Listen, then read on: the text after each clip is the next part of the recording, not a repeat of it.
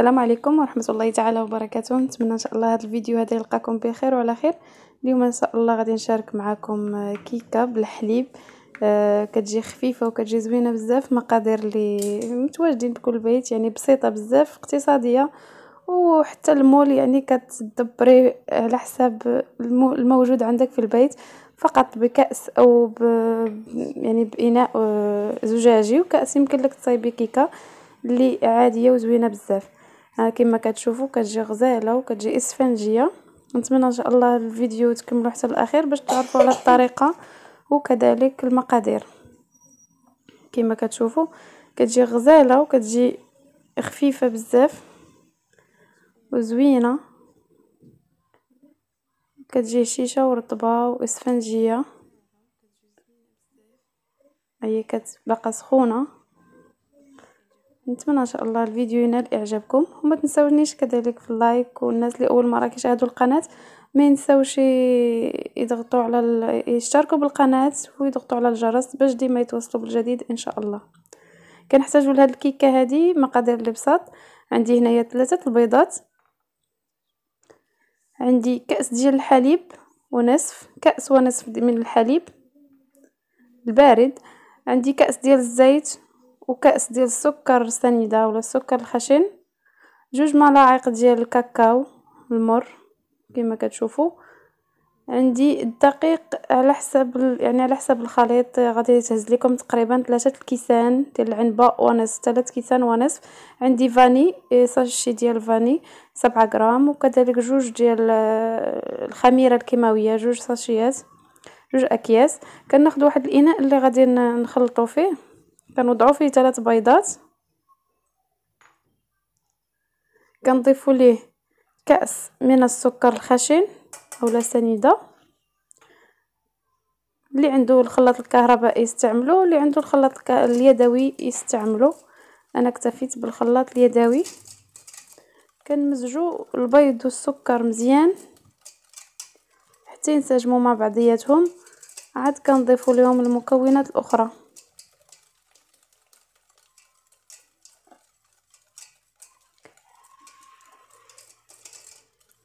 ملي كتمزج لينا الخليط على هذا الشكل هذا، كنضيفوا كأس ديال الزيت وكأس ونصف من الحليب. كنضيفوا الكأس الاول. تقدروا تعوضوا الحليب باي يعني بياغورت او اي حاجه عندكم، كأس الليمون تقدروا تعوضوه به. كنمزجوا عاوتاني المكونات هادو مزيان، كنخلطوهم مزيان. كنضيفوا من بعد كيس من ديال الفاني 7 غرام،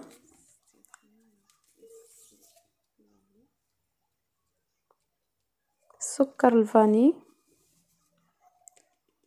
وكنضيفوا رأس ملعقة قليل فقط من الملح. كما كتلاحظوا القليل فقط، غير شويه.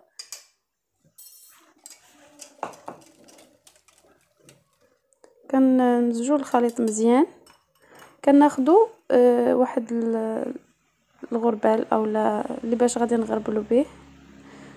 خديت الكأس الاول ديال الدقيق الخاص بالحلويات، يعني الدقيق الرطب اللي نخلطو.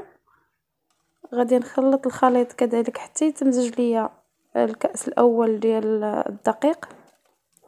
عاد غنضيف الكأس الثاني، يعني هنا المكونات هادو هزات لي 3 أكواب ونصف من الدقيق الرطب. هي الا بغيتوها تطلع لكم خاصها تكون شويه شاد، يعني شويه ما تكونش مرخوفه بزاف. يعني هانتوما غتشوفوا القوام ديالها كيفاش غيكون. ضفت كذلك الكأس الثاني من الدقيق وكنخلطو مزيان حتى ما كيبقاوش عندي دوك الكويرات ديال الدقيق في الخليط. كما كتشوفوا كذلك غادي نضيف الكأس الثالث من الدقيق.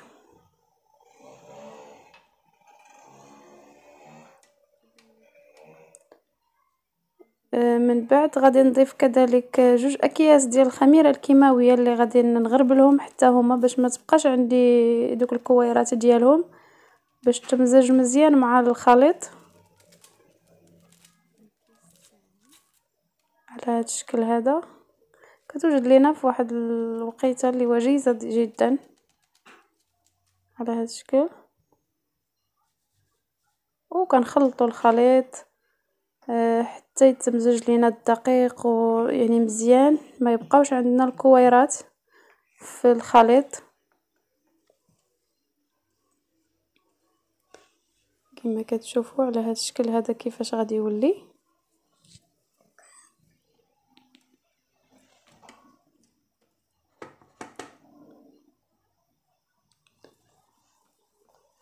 في هذه المرحله هذه كتشوفي على حساب يعني الخليط كيفاش غيولي عندك.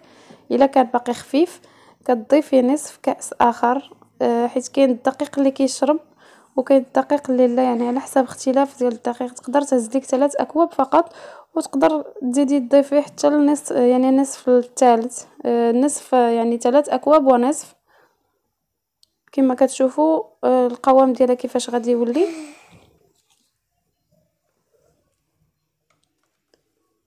على هذا الشكل هكا.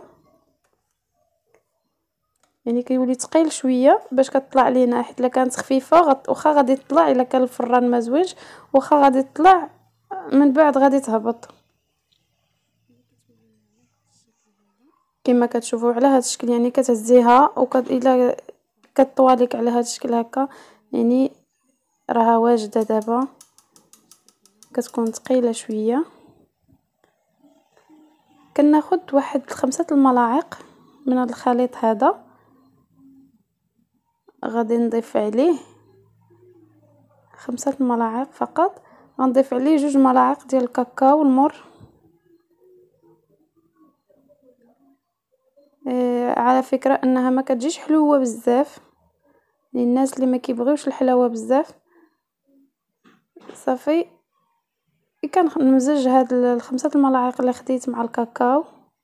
داك الكاكاو المر هو اللي كيخليها ما كتاخدش الحلاوه ديالها بزاف، يعني ما كتكونش حلوه بزاف.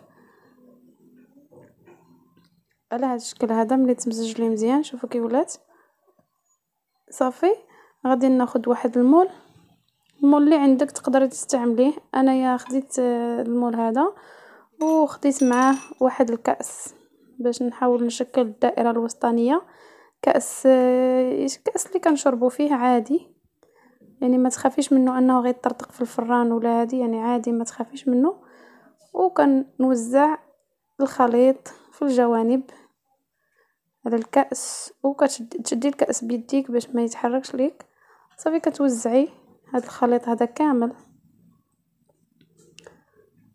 كاين لا تقولك الكأس ما يدخلش للفرن، ولكن يعني بلا ما تخافي منه. يعني غير استعمليه واكيد ما غاديش يطرى ليه حتى حاجه عن تجربه. غناخذ الخليط اللي درت فيه الكاكاو غادي نوزعه في الوسط على هذا الشكل هكا.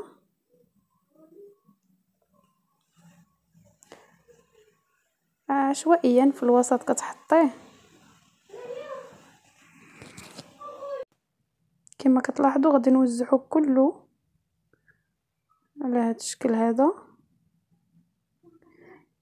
بنات الى عجبتكم هاد الكيكه وهاد الفيديو هذا ما تنساوش لايك الفيديو وكذلك التعليقات ديالكم اللي كيحفزونا على المزيد دائما.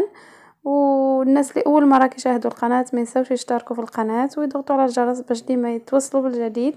كناخذ واحد كوردون وكنخدم به على هذا الشكل هذا كما كتشوفوا باش كتوزع داك يعني الخليط اللي فيه الكاكاو. كتجي الشكل ديالها رائع جدا كما كتلاحظوا. صافي وغندخلوا الفرن لدرجه حراره 180 اولا كنشعلوا عليه الفرن العادي من التحت حتى كتحمر، وعاد كنخرجوها على هذا الشكل كما كتشوفوا. صافي كنحيدوا يعني من الجوانب الكأس من الجوانب بالسكين. هنايا راه باقي سخون عندي، يعني يلا خرجته من الفرن. صافي وكتحيدي الكأس بسهوله جدا.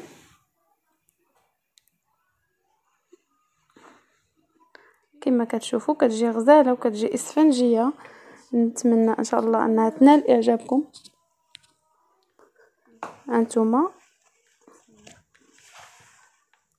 حتى المول انا ما دهنتوش، يعني ما دهنتو لا بزيت لا بزبده، يعني هذا المول ديال الزجاج يعني الفرن الا كان عندك الكهربائي كديريه 180 درجه وكتشعلي غير من التحت حتى كتطلع، يعني كتبدا تحمر لك من التحت عاد كتشعلي على الفوق. ولا كان الفرن العادي كتشعلي عليها عاوتاني كذلك لتحت حتى كتطلع وعاد كتهبطيها باش كتحمر من الفوق. كتجي اسفنجيه وكتجي غزاله بزاف. وبمقادير اللي بسيطه جدا، يعني كيك يومي تقدري تستعمليه. كنشكركم على المتابعه والى وصفه اخرى ان شاء الله.